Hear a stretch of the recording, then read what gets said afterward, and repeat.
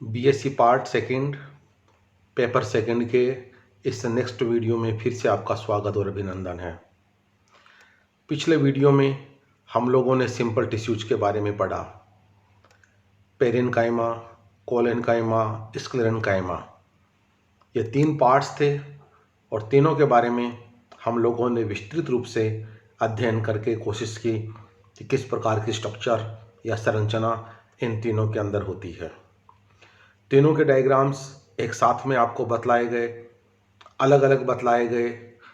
तीनों की shape, structure और सबसे लास्ट में जो मेन काम होता है कि इनके फंक्शंस क्या है, ये सारी चीज़ें हैं वो डिटेल्स में आप लोगों को बतलाई गई। अब हमें आगे चलना पड़ेगा नेक्स्ट पार्ट के अंदर। फिर से वही सिलेबस आपके सामने है। जो ग्रीन पार्ट में आप जो देख रहे हैं, इतना पार्ट हमारा कंप्लीट हो चुका है और आज से हम लोग जो ये रेड कलर में आप देख रहे हो, complex permanent tissues and their functions, ये वाला पार्ट हमारा शुरू हो रहा है। पहली यूनिट में हम लोग चल रहे हैं।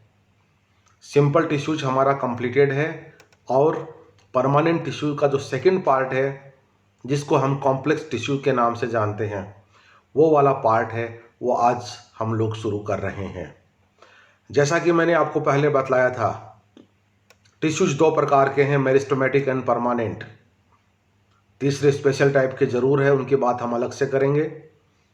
मेरिस्टेमेटिक टिश्यूज जिनमें लगातार विभाजन चल रहा होता है और परमानेंट टिश्यूज वो जो प्लांट्स को जीवित रखने के लिए दूसरे महत्वपूर्ण कार्यों के लिए रेस्पॉन्सिबल होते हैं। मेरिस्टेमेटिक हमने कंप्लीट कर लिया। परमानेंट में हम लोग सिंपल वाला पार्ट है वो हमने कंप्लीट कर लिया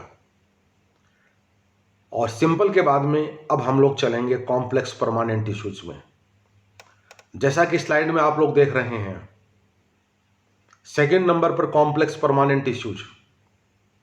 सिंपल में सभी सेल्स एक प्रकार की थी, होमोजीनियस थी, लेकिन यहां पर जो शब्द यूज हुआ है कॉम्प्लेक्स, कॉम्प्लेक्स का सिंपल मीनिंग ये है, ये टिश्यूज कुछ जटिलता लिए हुए होते हैं। कहने का मतलब ये हुआ, अपने अंदर एक से अधिक प्रकार की कोशिकाएं समायोजित करके रखते हैं। एक सिंपल सा एग्जाम्पल मैं आपको देना चाहता हूं। हमारा हाथ है, अलग अलग देखेंगे तो इसमें 5 अंगुलियां हैं, लेकिन जब हम एक देखेंगे तो ये हमारा हाथ है। इसी तरह से जो कॉम्प्लेक्स टिश्यू है, उनमें अलग अलग प्रकार की कोशिकाएं मिलकर एक यूनाइटेड स्ट्रक्चर का निर्माण करती है। जैसे हाथ में 5 अंगुलियां हुई, उसी तरह से इन टिश्यूज के अंदर भी एक से अधिक प्रकार की सेल्स पाई जाती है, तभी इनको हम कॉम्प्लेक्स परमानेंट टिश्यूज के नाम से जानते हैं। और बहुत महत्वपूर्ण बात यह है कि इनकी परिभाषा क्या होती है। जैसा कि आप इस पर्टिकुलर स्लाइड में देख रहे हो, कोशिकाओं का समूह होता है, निश्चित रूप से होता है। ओरिजिन एक जैसा है, फंक्शन एक जैसा है, लेकिन स्ट्रक्चर में ये एक अलग अलग प्रकार के होते हैं। जैसे हाथ का एग्जांपल लेके मैंने आपको बताया, 5 प्रकार की सेल्स, 5 प्रकार की अंगुलियां। इसी तरह से इनके अंदर भी एक से अधिक प्रकार की सेल्स पाई जाती है। तभी हमने कहा ओरिजिन के आधार पे, फंक्शन के आधार पे एक समान, लेकिन स्ट्रक्चर के आधार पे अलग अलग होती है, कोशिकाओं का समूह है, तभी हम इसको कॉम्प्लेक्स टिश्यू के नाम से जानते हैं। और ये टिश्यू हमारे लिए बहुत इंपॉर्टेंट रोल प्ले करते हैं। कॉम्प्लेक्स टिश्यूज को 2 भागों में डिवाइड किया जाता है, जाइलम एंड फ्लोएम। इन दोनों नाम से हम बहुत अच्छे से परिचित हैं। दोनों के दोनों जो टिश्यूज है, प्लांट के अंदर बहुत महत्वपूर्ण रोल प्ले करते हैं। जाइलम की बात अगर हम करें तो पौधे के अंदर, जमीन के अंदर जो जड़ होती है, जड़ के माध्यम से जो पानी मिट्टी से आता है, वो ऊपर तक पहुंचाने का काम जाइलम के द्वारा कंट्रोलिंग होता है। कितना महत्वपूर्ण कार्य है। पानी के बिना कोई भी जीवित नहीं रह सकता, हम भी नहीं, जानवर भी नहीं, जो भी लिविंग वंस है, कोई भी जीवित नहीं रह सकता है। वही बात प्लांट के सेंस में है। प्लांट की कोशिकाएं वही 90% पानी होता है और ये पानी की जो पूर्ति है वो निश्चित रूप से जाइलम के माध्यम से होती है। नीचे से पानी को लेकर ऊपर तक पहुंचाना, कितना भी लंबा प्लांट क्यों ना हो, ये जाइलम की कोशिकाएं हैं वो प्लांट में, पूरे प्लांट में पानी को पहुंचाने का काम करती है। सेकंड में आप देख रहे हो फ्लोएम।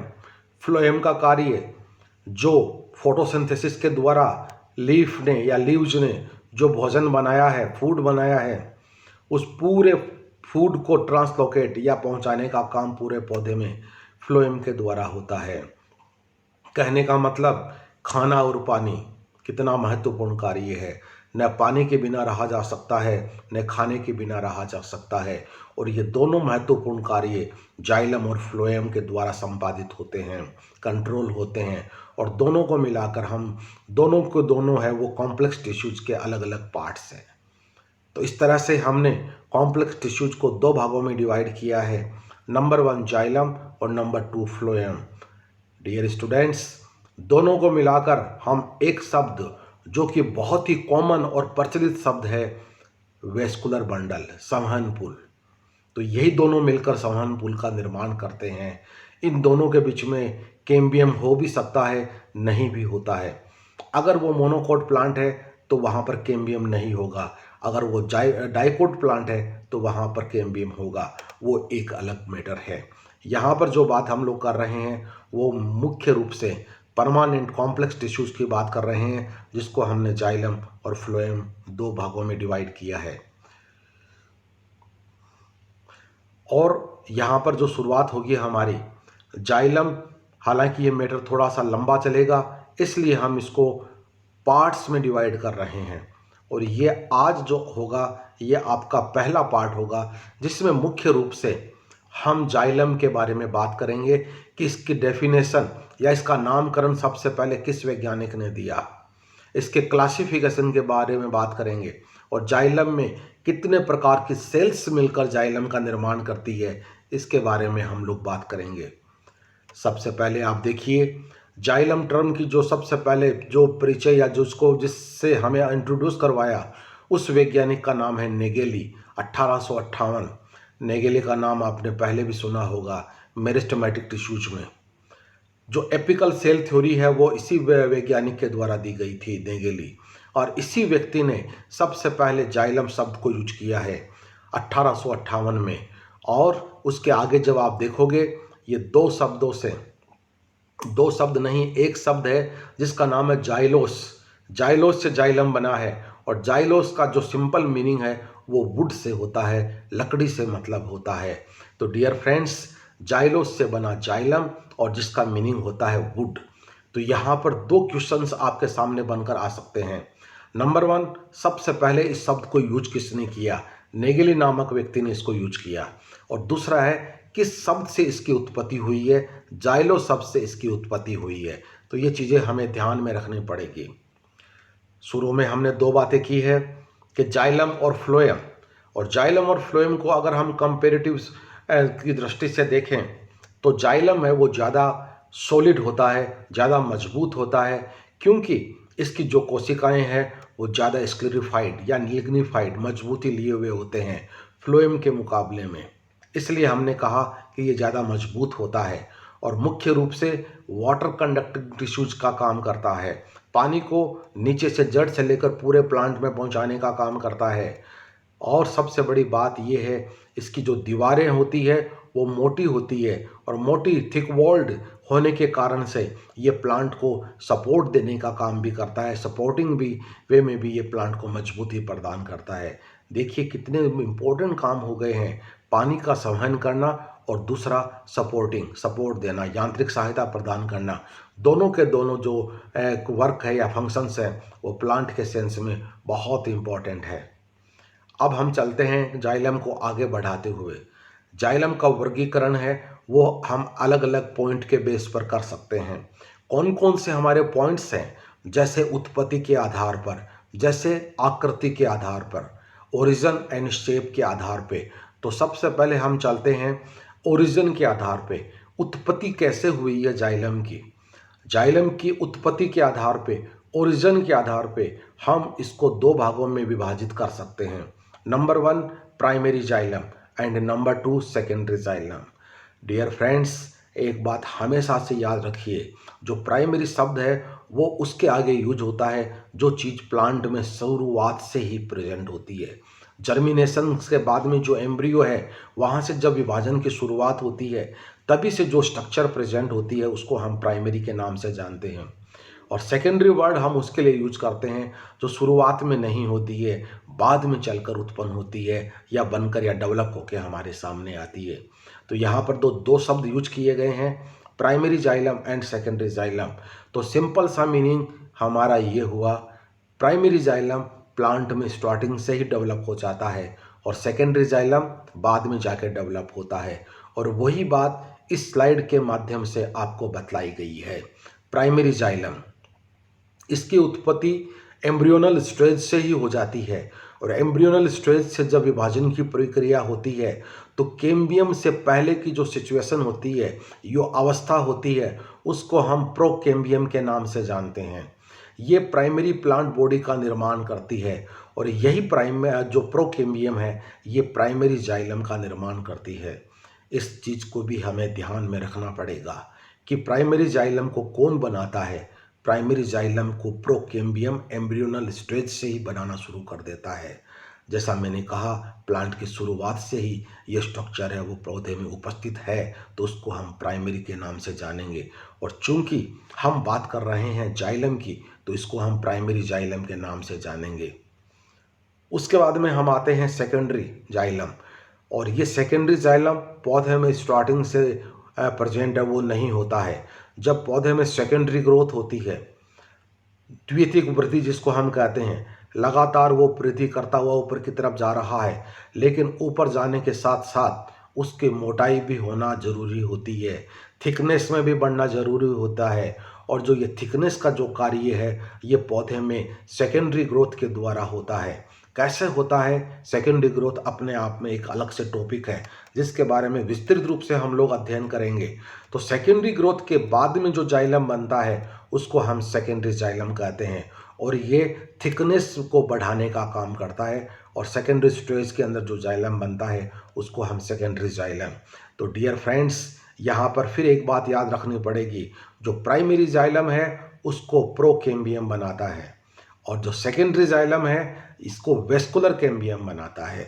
जो वेस्कुलर बंडल के अंदर कैम्बियम की उपस्थिति होती है जैसा कि डाइकोट्स में होता है, तो ये जो सेकेंडरी जाइलम है इसको वेस्कुलर कैम्बियम है वो बनाता है। तो प्रोकैम्बियम एंड वेस्कुलर कैम्बियम, ये बातें हैं वो हमें निश्चित रूप से ध्यान रखनी पड़ेगी।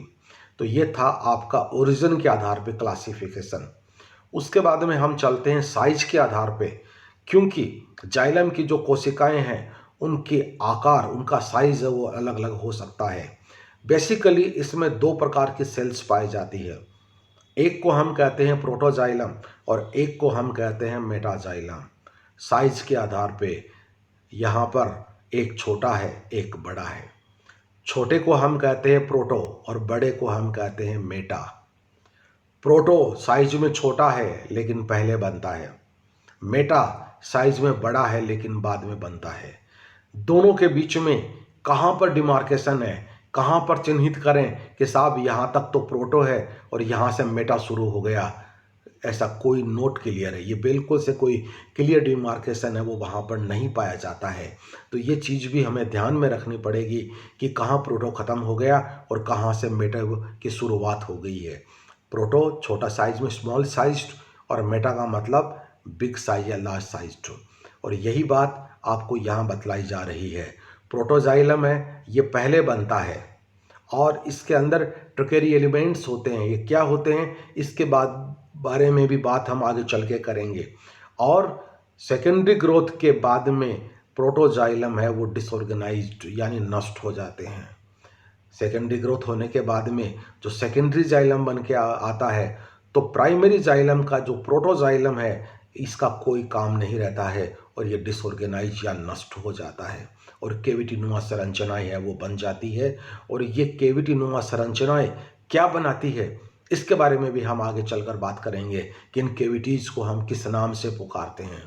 तो डियर फ्रेंड्स, ये था आपका प्रोटोजाइलम के बारे में बात। उसके बाद में बात करते हैं हम मेटाजाइलम के बारे में बात।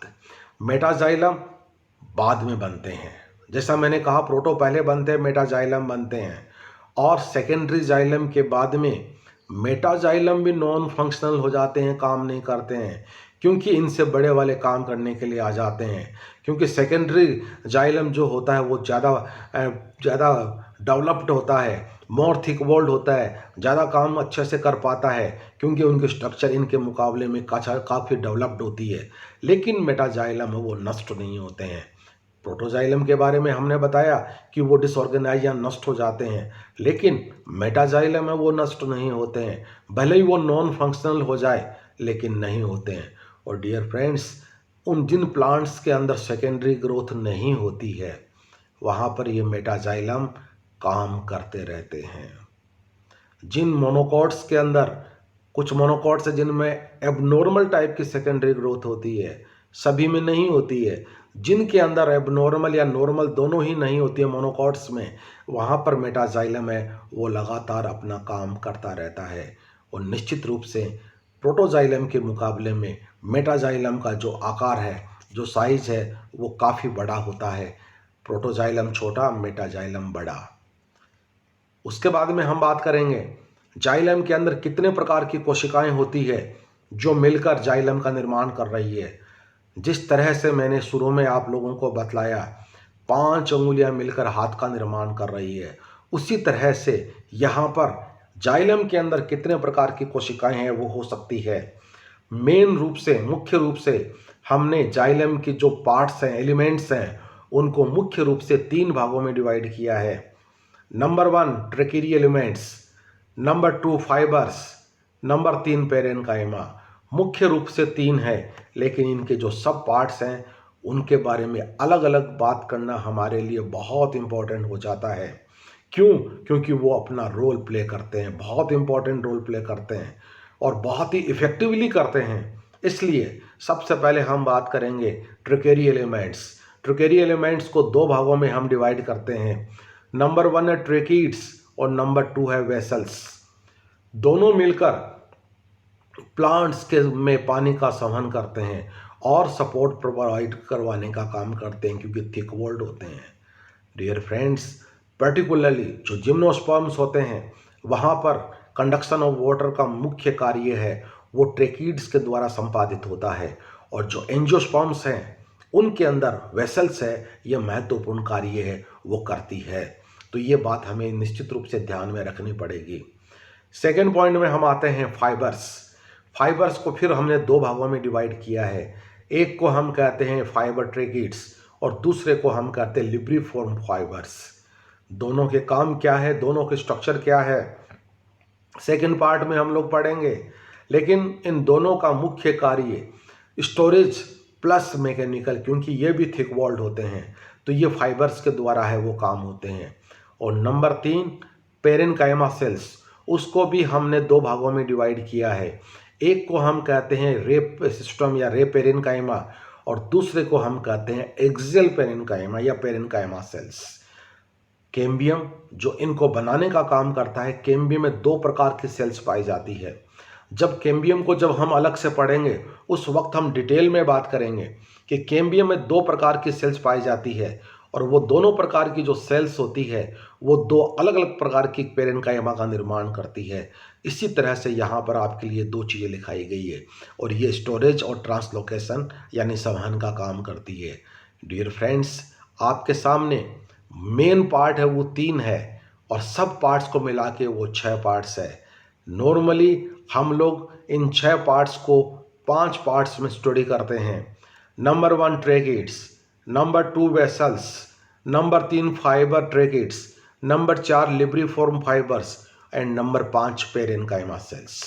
तो हम ये कह सकते हैं इन ब्रॉड सेंस कि जाइलम के जो एलिमेंट्स है, जो प्रकार है, वो 5 प्रकार की सेल्स को लिए हुए है। जिस तरह से हाथ के अंदर 5 प्रकार की सही अंगुलियां पाई जाती है छोटे से लेकर बड़ी तक, उसी तरह से जाइलम के अंदर भी 5 प्रकार की सेल्स आपस में मिलकर एक कॉम्प्लेक्स टिश्यू जाइलम का निर्माण करती है, जो प्लांट के लिए बहुत महत्वपूर्ण रोल प्ले करती है। डियर फ्रेंड्स, जो संरचनाएं जो स्लाइड्स के माध्यम से हमने देखी है, मेन रूप से हमने जो देखा है यहाँ पर जाइलम की क्लासिफिकेशन के बारे में, जाइलम की डेफिनेशन के बारे में, जाइलम वर्ड के बारे में, जाइलम का जो साइंटिस्ट है जिसने ये वर्ड दिया उनके बारे में, ये सारी चीज़ें हैं। एक बार अगर आप ध्यान से देख लेंगे तो निश्चित रूप से आप कभी भी नहीं भूल पाएंगे। और जिस चीज़ को हम अपनी आंखों से देख लेते हैं और कानों से सुन लेते हैं, आई थिंक हम कभी नहीं भूल पाते हैं। तो इस वीडियो को आप ध्यान से देखिए, लाइक कीजिए और सब्सक्राइब कीजिए। और आने वाला वीडियो है वो इसके आगे से चलेगा, जो कि जाइलम का सेकंड पार्ट होगा, जिसको में हम लोग उसके स्ट्रक्चर को जो 5 भागों में हम लोगों ने डिवाइड किया है, उसको अलग अलग चीज़ों में हम लोग देखेंगे। और निश्चित रूप से ये सिलेबस के अकॉर्डिंग आपके लिए बहुत महत्वपूर्ण टॉपिक है। बहुत बहुत शुक्रिया। Thank you. धन्यवाद।